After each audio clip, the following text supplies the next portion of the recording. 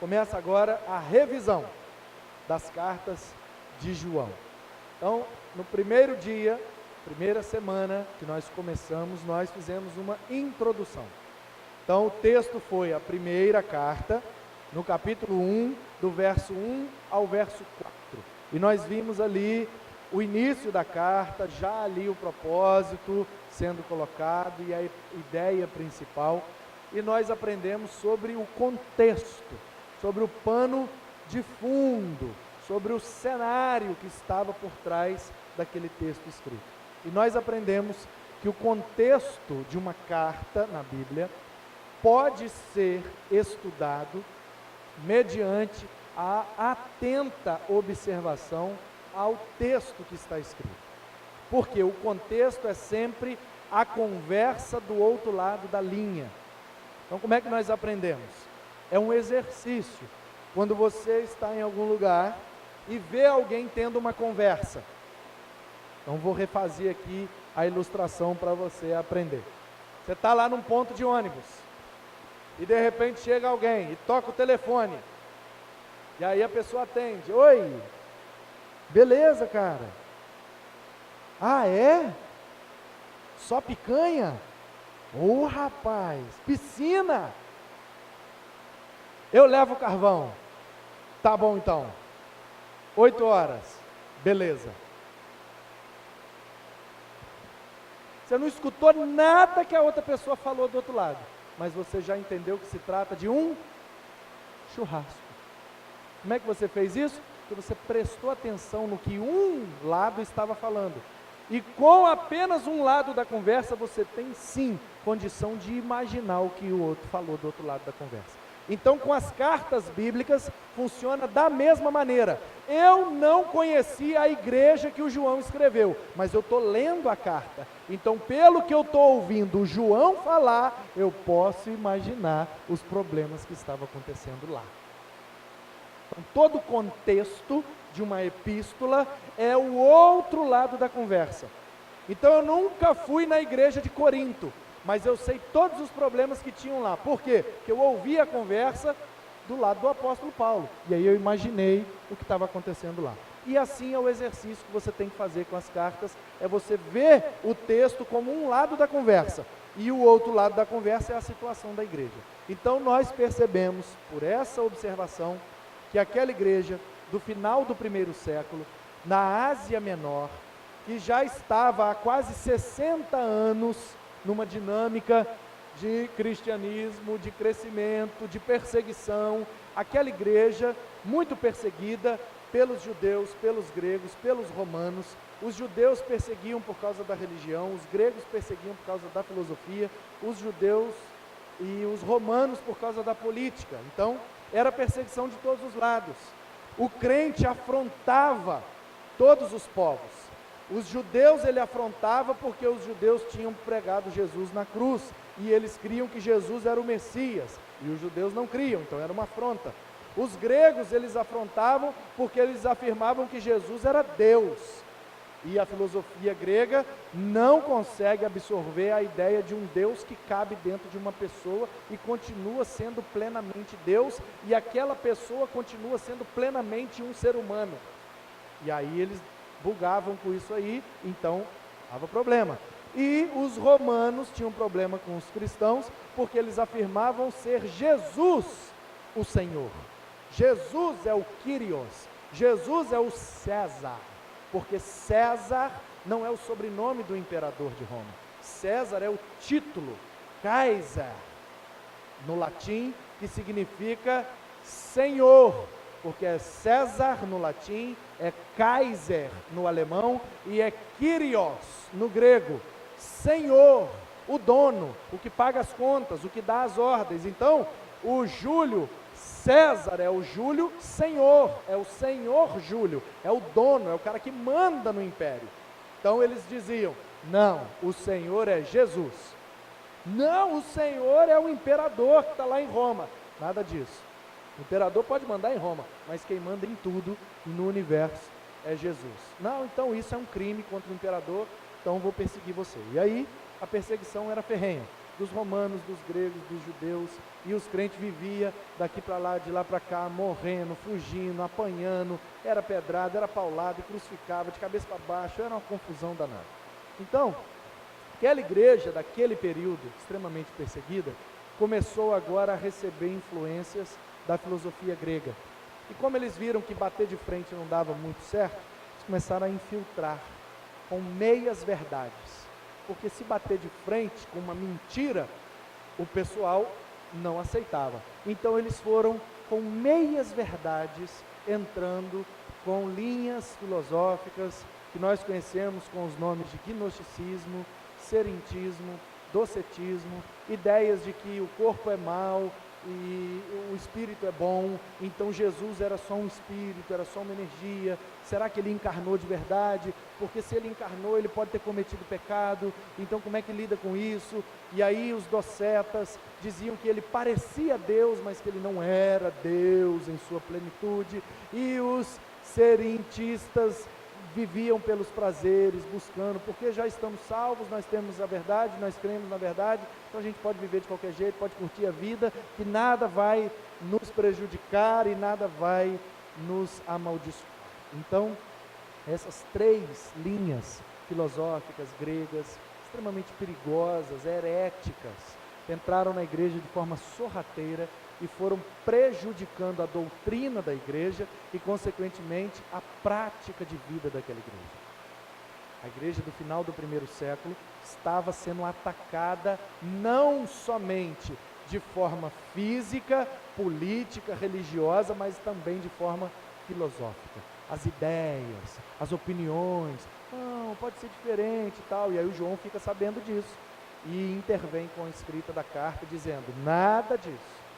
Jesus é Deus, Jesus é homem, eu vi ele, eu toquei nele, eu peguei nele, ele teve fome, teve sede, ele era gente, ser humano. Aí ele reescreve o evangelho com essa perspectiva e escreve a primeira carta para combater essas mentiras, e o povo ouve, mas não conserta. Aí ele escreve a segunda, o povo dá uma rateada, ele escreve a terceira para não ter dúvida do que ele estava falando. Então a introdução é isso, esse é o motivo da carta, esse é o propósito da carta, é no final do primeiro século dar uma consertada, e de tempos em tempos Deus usa alguns para dar umas consertadas na igreja, porque de tempos em tempos ela dá umas rateadas, e aí, opa, volta para cá, opa, e aí, né, ela vai se desviando, vai ficando abobada com algumas coisas que inventam as novidades, que acha que é novidade, mas é antigo. Ai, Jesus, opa, para cá. Aí, Jesus, opa. Então, de tempos em tempos, a igreja toma umas podadas assim, e umas reformas, e uns ajustamentos, uns negócios, e aí volta para o prumo e vai, aí daqui a pouco, descamba de novo. É isso aí, é a vida com Deus e a vida como ser humano. Então, é difícil, complicado, mas a gente não desanima. Portanto, essa é a introdução. Depois nós vimos na segunda parte do capítulo 1, verso 5 até o capítulo 2, verso 6. E o tema principal ali, segundo a nossa perspectiva, é luz, trevas e a solução para o pecado. Então a gente viu ali João de maneira muito perspicaz, muito sábia, muito inteligente, colocando a luz em contraste com as trevas. E de maneira metafórica, querendo ilustrar sobre o reino e a vontade de Deus, e o império e a vontade do pecado. Então, ele vai nesse pêndulo, falando de luz e trevas, e apresentando a luz e a vida na luz como a solução para o pecado. Ou seja, quem não tem do que se envergonhar, quem não tem o que esconder, não tem medo de andar na luz. Então, muitas vezes a gente tenta se esconder, a gente tenta ficar no escuro, tem gente que gosta, não gosta muito, mas na verdade, quem não gosta muito de luz é porque tem problema com algum defeito. Então, não ilumina não mostra muito não, porque eu prefiro ficar escondido, prefiro ficar no escuro, prefiro ficar nas trevas, porque na escuridão não dá para ver tudo com muita clareza. Então ele usa essa figura de um lugar iluminado em um lugar escuro, para mostrar que na vida cristã nós não devemos fugir da luz, fugir da verdade, fugir da sinceridade. Aliás, a palavra sincero, você sabe que a origem é da turma lá das Europa que faziam aquelas esculturas. Então, sincera são duas palavras, na verdade, em latim. Sincera significa sem cera, porque eles faziam as esculturas. Você já viu aquelas esculturas lá, né? Do Michelangelo, Davi de Michelangelo, não sei quem de não sei quem. Eles fazem aquelas esculturas, aqueles caras assim, não tem? Você sabe do que eu estou falando. Então, aí, aqueles anjinhos, não tem aqueles anjinhos de chafariz, aqueles negócios, então. Aí, estava na moda, na época lá, iluminismo, renascentismo, a arte, e Michelangelo, as tartarugas ninja, não tem? Leonardo, Michelangelo, Donatello, então, é tudo artista plástico daquele tempo do iluminismo. Aí, eles faziam uma escultura, e às vezes, porque a argila, é barro, material, né? Ficava assim, um buraquinho, ficava um defeitinho, ficava um erradinho. Aí o que eles faziam? Passava cera. Só que não é cera líquida, é cera tipo, imagina assim, uma vela de 7 dias. Vela é feita de cera, parafina. Então pegava um bloco de cera e ia... Aí estava aquele monte de buraquinho no barro, estava deixando a escultura feia. Aí passava a cera ia entrando nos buraquinhos, e aí depois dava um paninho, aí quem olhava, olha, escultura perfeita. Não. Então as pessoas, quando iam comprar uma escultura, elas perguntavam, essa é sincera? Porque quanto menos cera, mais valiosa era a escultura, porque mais perfeita ela era. Então daí vem a palavra sinceridade, capacidade de não esconder os defeitos. E aí o João vai falar que o crente tem que ser sincero, sem cera. Vai para a luz, meu filho. Ah, mas a luz vai mostrar meus defeitos. Assim é que é bom, que aí você cria vergonha na cara e se conserta. Entendeu ou não? Por isso que luz, trevas e a solução para o pecado. Porque enquanto o pecado da gente não é exposto à luz, a gente não se envergonha. Enquanto não se envergonha, não se arrepende. Enquanto não se arrepende, não alcança a misericórdia. Então a Bíblia ensina perfeitamente.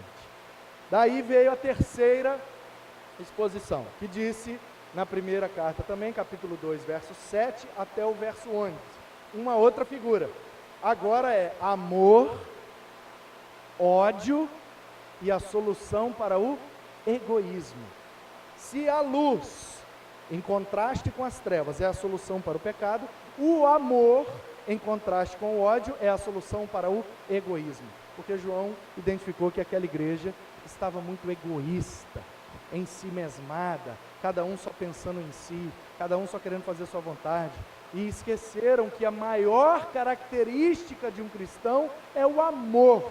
E aí ele vai dando paulada no povo e falando que eles têm que amar e não odiar, porque alguém que odeia o seu irmão não conhece a Deus, e quem ama conhece a Deus. E aí ele faz aquela fatídica pergunta retórica que martela a nossa consciência, e a pergunta mexe com a gente, que diz: como é que você pode amar a Deus, a quem você não vê, se você não consegue amar o seu irmão, a quem você vê?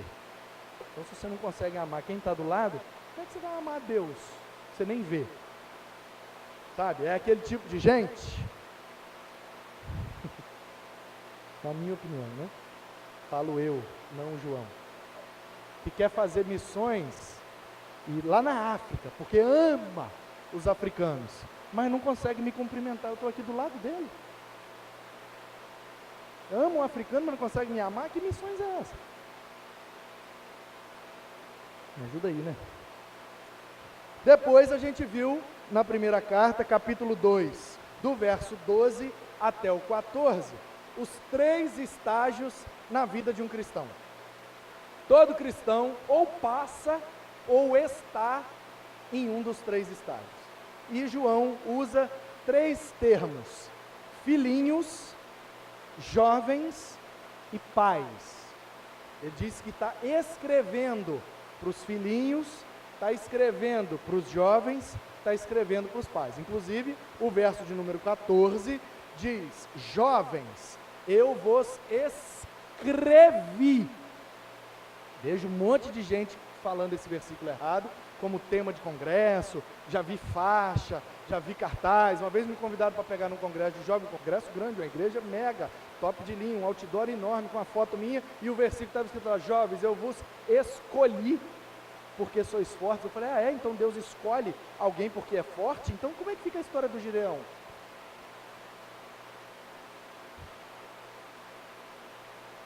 Entendi essa não? Essa Bíblia está contrariando.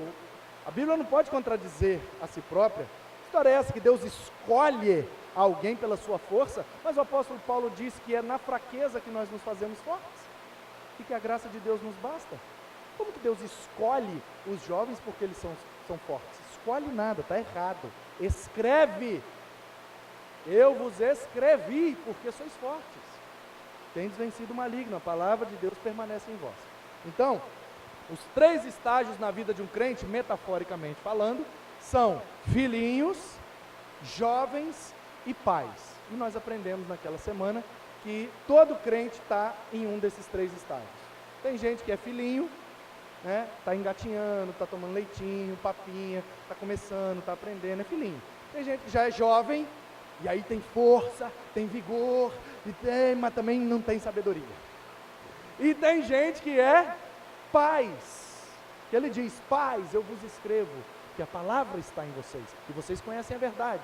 Então, os pais são aqueles mais maduros, não tem mais o vigor da juventude, mas tem a sabedoria da experiência. Então, na igreja sempre tem os filhinhos, sempre tem os jovens e sempre tem os pais. Sempre tem gente que está começando, gente que está amadurecendo e gente que está madura para poder ajudar e orientar outros. E isso não está diretamente ligado ao tempo que a gente tem de igreja, mas à intimidade que nós temos com Deus. De maneira que tem gente que tem 1 mês de igreja e já é jovem. E tem gente que tem 30 anos de igreja, ainda é filhinho. Entendeu ou não? Não vai filmar, não. Ou seja, você entendeu, claro que você entendeu. Tudo depende da quantidade de alimento, exercício, vida saudável. Um filhinho vira jovem.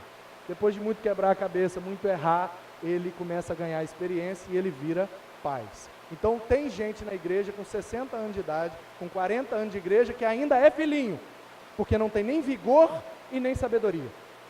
Tem gente que já é jovem, não importa a idade, tem muito vigor, faz, de vez em quando mete os pés pelas mãos porque falta sabedoria. E tem gente que tem 20 anos de idade, 5 anos de igreja, mas tem tanta intimidade, exercitou tanto, se alimentou tanto, praticou tanto, que já alcançou a posição de ser pai na igreja.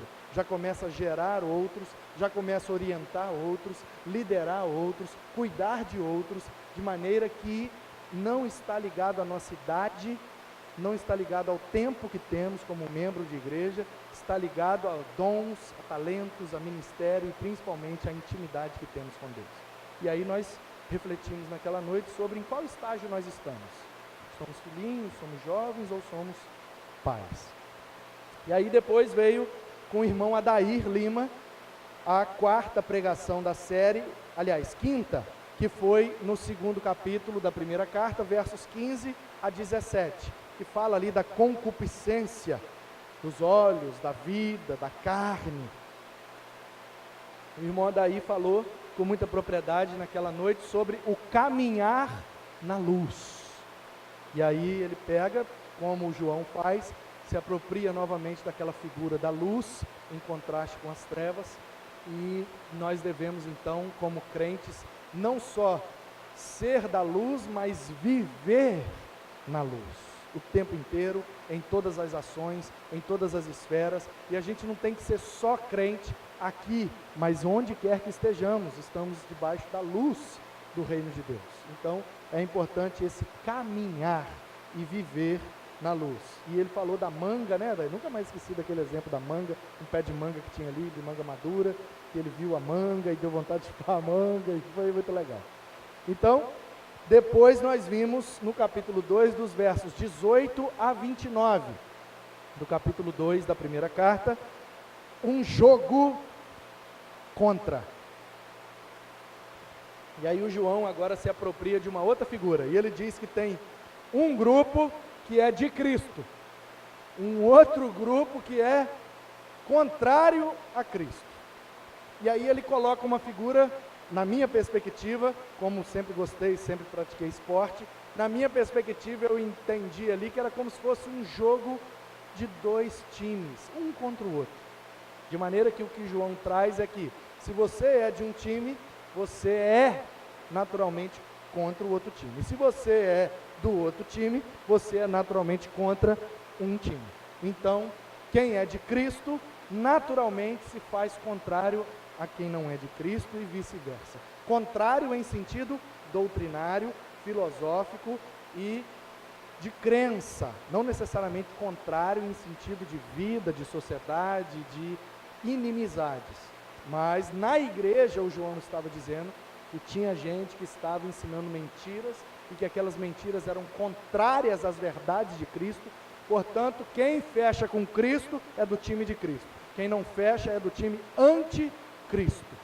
E aí a gente aprendeu que a expressão anticristo não é uma entidade, mas um conceito para todos aqueles que se põem contrários à verdade de Cristo Jesus.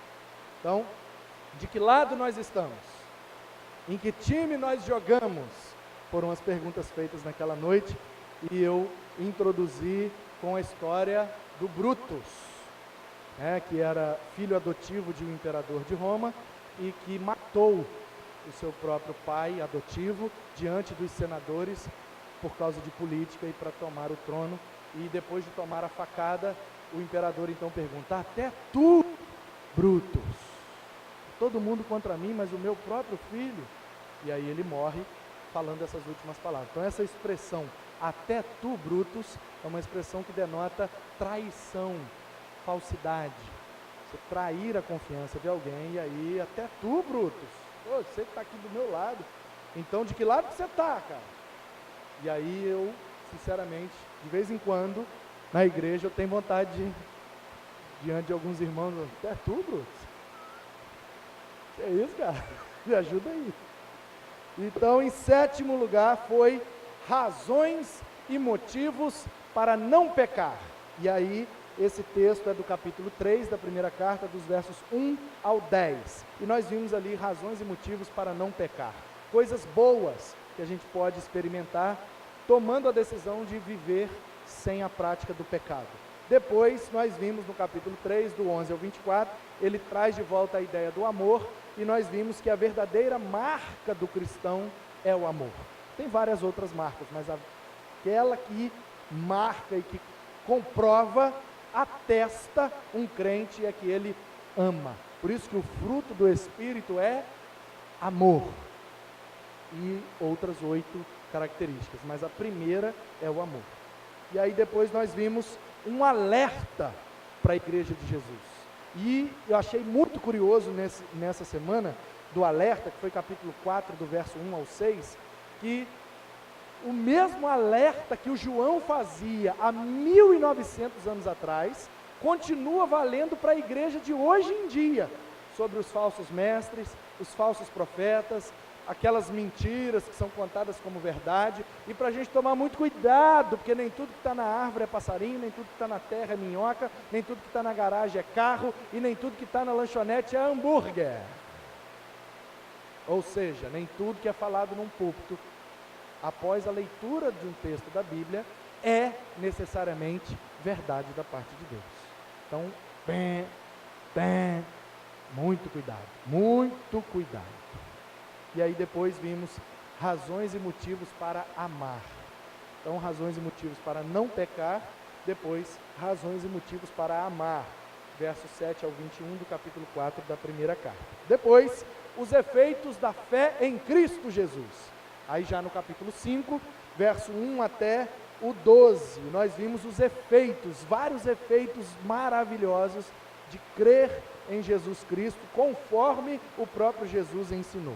Depois nós vimos, aí agora em 12º lugar, olha só, 12 já, do capítulo 5, do 13 ao 21, os últimos conselhos do pastor João, o apóstolo João, que está através daquela carta, pastoreando aquela igreja, e ele dá últimos conselhos extremamente importantes. E aí passamos para a segunda carta, que é mais curta, tanto ela quanto a terceira, tendo apenas um capítulo, alguns versículos, e aí nós vimos do verso 1 ao 3, algo muito maravilhoso que eu nunca tinha percebido, que é aquela conversa entre um ancião e uma senhora, porque quem escreve a carta é o presbítero, que é a palavra grega para ancião do hebraico. Então é o apóstolo João que é o presbítero, é o ancião, é o mais sábio que está escrevendo, e ele diz que está escrevendo para a senhora eleita, que é uma figura para aquela igreja daquele tempo. Então, um ancião conversando com a senhora, e aí a gente viu que dessa conversa a gente pode aprender muita coisa, porque um ancião sábio, uma senhora eleita, vai sair coisa boa daí. E aí a gente viu que realmente sai muita coisa boa. Depois, verso 4 ao 6, o ancião e a senhora dizendo para nós não nos esquecermos do amor e não nos esquecermos de amar. E aí depois a carta termina do verso 7 ao verso 11, ela só termina depois, mas do verso 7 ao 11 a gente viu como identificar um engano e como tratar um enganador. E aí o João percebeu que mesmo ele tendo escrito a primeira carta e dado todas as orientações, na segunda carta ele percebe que nem tudo estava ok, então ele vai, cuidado com esse povo que engana, cuidado com esse povo enganador, mentiroso, então vocês têm que tratar dessa e dessa forma. Muito legal. Depois a segunda carta termina, versos 12 e 13, quem nos falou foi o Álvaro. E aí esta é a única mensagem, a única exposição, a única pregação que nós não temos registros. Então estou fazendo essa revisão e quero te convidar, depois desse passeio, a ir lá no YouTube, no nosso canal, youtube.com/ibguaranhuns. E se você está assistindo essa agora, o canal é esse aí mesmo que você está vendo. Então é só você procurar lá a playlist Cartas de João. Todos os vídeos estão lá, para você assistir uma por uma e ver os detalhes do que eu estou falando aqui de forma resumida.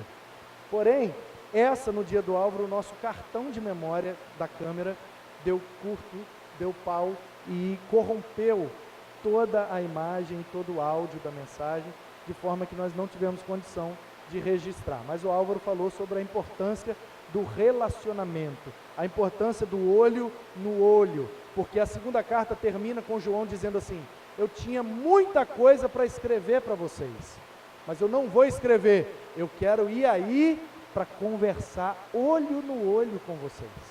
Então, o que a gente aprendeu? Que é importante se comunicar com carta, com mensagem, WhatsApp, Facebook, Instagram, blá, blá, blá. Mas o olho no olho é insubstituível no relacionamento. Então, importante isso também.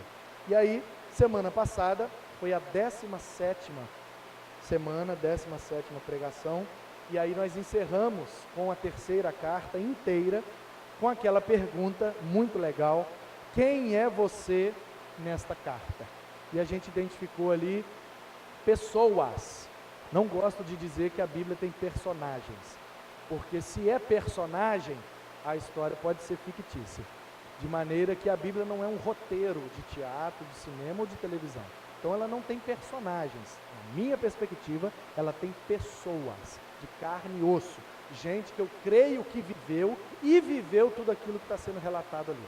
Então nós identificamos na terceira carta 4 pessoas. O João, que é o apóstolo, é o cara do reino de Deus. Identificamos o Gaio, que é o líder na igreja local, que recebe as orientações do apóstolo para orientar a igreja.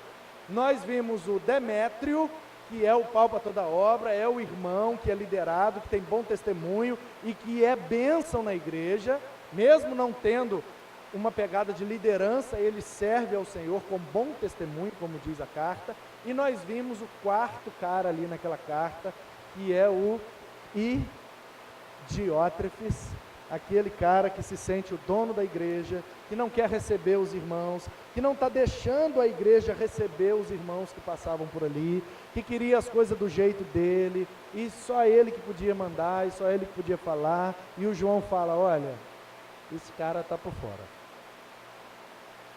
Diótrefes, ele está fazendo tudo errado, a igreja não é dele, ele não tem esse direito, ele não pode fazer o que ele está fazendo, e eu pretendo ir aí para exortá-lo pessoalmente, porque está sendo um Diótrefes.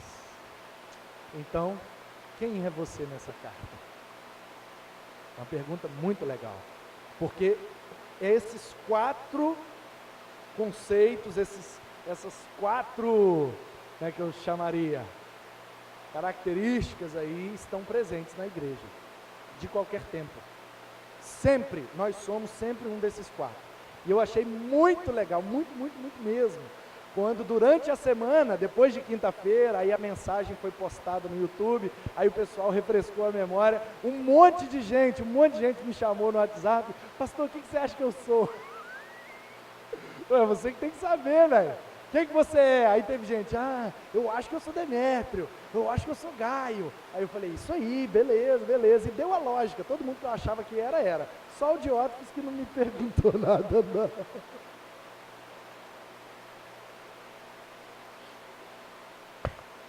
Ai, chegou a doer aqui. É tenso, né? Já pensou?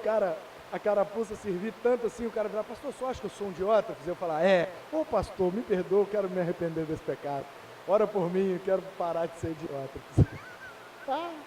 Quem dera se acontecesse, né? Seria bom demais. Mas, geralmente, o Diótrefes não tem essa atitude, não. Aí, então é isso, tá bom? Nesses últimos meses, foi março, abril, maio e junho, há 4 meses. Nos últimos 4 meses, a quinta Bang foi das cartas de João, e foi um tempo muito especial. Louvo a Deus pela vida de todos que vieram, que participaram. Teve dia que estava muito calor, teve dia que estava muito frio, teve dia que estava chovendo, teve dia que acabou a luz, voltou a luz, e foi muito bom. E a gente estava aqui perseverando, e tivemos esse tempo maravilhoso de aprendizado, de crescimento, de alimento da palavra do Senhor. Tenho certeza, você que participou, que assistiu no YouTube, que tem acompanhado, tenho certeza que toda vez agora que você lê qualquer versículo das cartas de João, você vai lembrar de alguma coisa que você aprendeu, e isso vai alimentar a sua alma, vai te fortalecer no dia mau e vai te ajudar diante das dificuldades. Amém.